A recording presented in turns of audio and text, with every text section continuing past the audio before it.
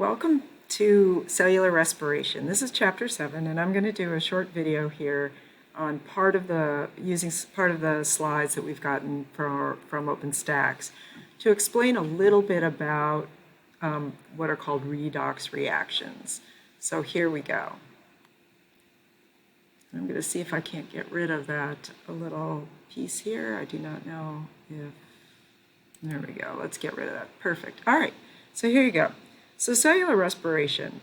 Respiration we think of as breathing. And cellular respiration is the cell using the oxygen that we bring in through breathing to take whatever fuel, in most cases glucose, and to burn it.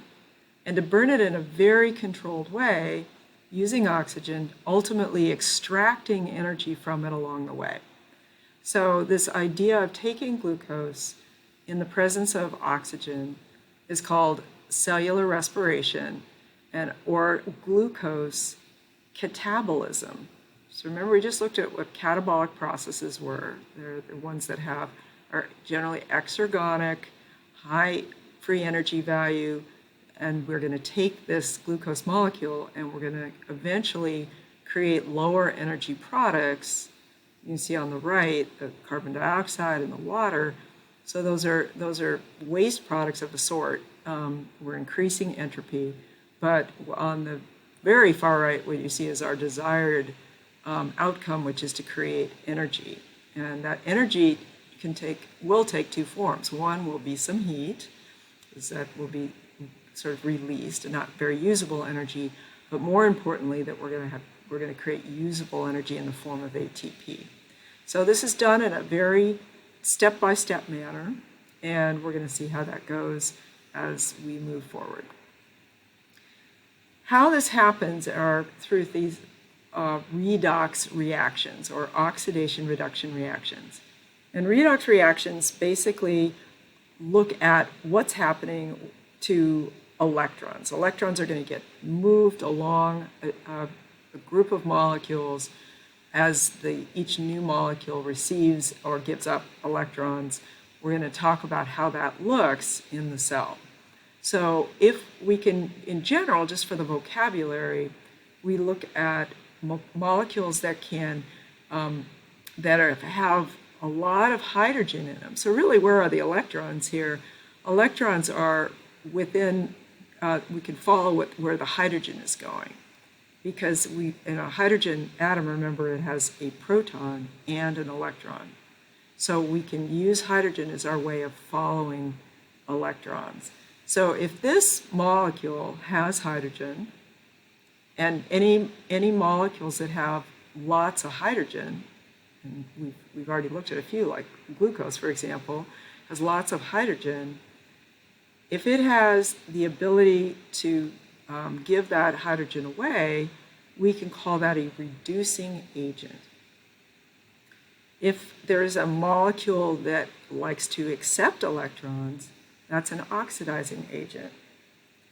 And if there are the products on the right side, what we see is that if something has given up electrons, it is now oxidized. And that thing which received the electrons is now reduced. So you can see that they relate to each other, right? The reducing agent becomes oxidized. The oxidizing agent becomes reduced. And we can see that by following the hydrogens. Let's keep going. One way to remember this idea of oxidation and reduction are these mnemonics that are very often used in chemistry. Leo says Ger. So what does Leo says Ger refer to? L is for loss, E is electrons, O is oxidation. So loss of electrons is oxidation, gain of electrons is reduction. So remembering that, Leo says Ger, you can always think, okay, whichever molecule has lost electrons, it's become oxidized. If it gains electrons, it's become reduced. Oil rig is exactly the same. It's just a little some people prefer to remember this. So oxidation is loss, reduction is gain. And when we say that, we're talking about electrons. What does this, though, are these molecules that are carriers that run around and pick up and drop off. So basically, they are the shuttles for the electrons. So we're going to see a number of them, actually kind of a limited set, but one of the big ones is called NAD.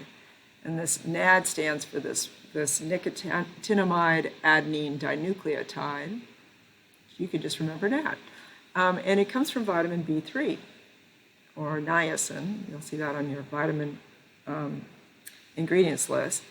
And it can occur in either state, either an oxidized state, which you see here, this NAD plus. So oxidized, meaning it doesn't have as many electrons. Here you can see it in a reduced state, and that's the one that has the hydrogen, so the electrons are here. And in truth, there are two electrons here. One of the electrons that was added to NAD plus basically takes away this plus charge on it, and then another electron comes along with a proton in the form of just this hydrogen atom. So that's why we know that NADH has both two more electrons and one proton or hydrogen than NAD plus, than this version of it. So NAD is an electron carrier because it can accept electrons and it can donate in whatever, depending on which form it's in. Here's a couple of images again of what they actually look like.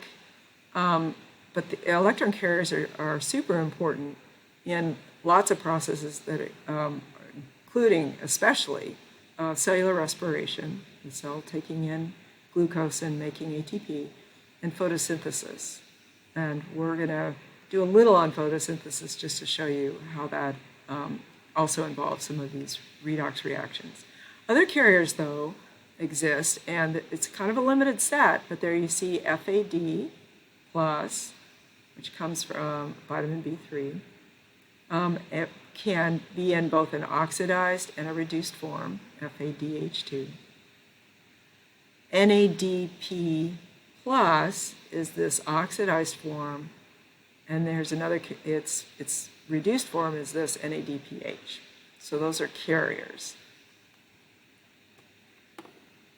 In ATP can lose a phosphate. Here you remember hydrolysis of ATP. So this is really the important outcome of cellular respiration is the production of ATP. So hydrolysis, or the breakdown, remember hydro means water, lysis means split. So water is used to take a molecule of ATP, adenosine triphosphate, and split off one of its phosphates, which we see right here. That's PI means this is the organic phosphate just by itself, forming ADP, and that releases some energy.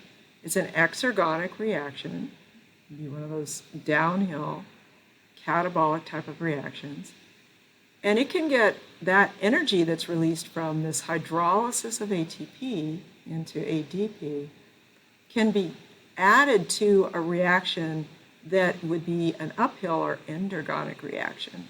And remember, we called that energy coupling. So that's coupling. At the same time, we can just look at what's happening to ATP. And here, ATP, which loses that phosphate through this process, now we can say that it's been dephosphorylated, or it's undergone dephosphorylation. When a molecule gains a phosphate, we call that phosphorylation. And why phosphate groups are so important is they themselves, if you can kind of see up here, here's one of them here, has a P in the middle and all these oxygens around it with some negative charges on it. These aren't very stable. They're high energy bonds that hold this thing together. So when something gets phosphorylated, it becomes a little less stable itself, but that less stable means it's going to be more likely to do something to react.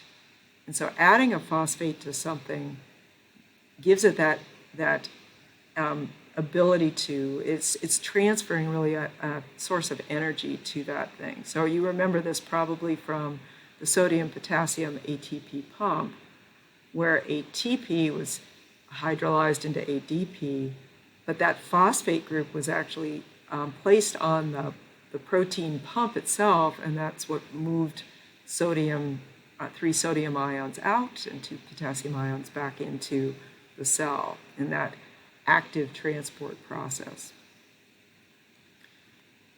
Now we're going to get into a little bit more on this on the next video, but I think that this is enough to give you sort of an overview of where we're going on Chapter 7, at least Part 1. So stay tuned.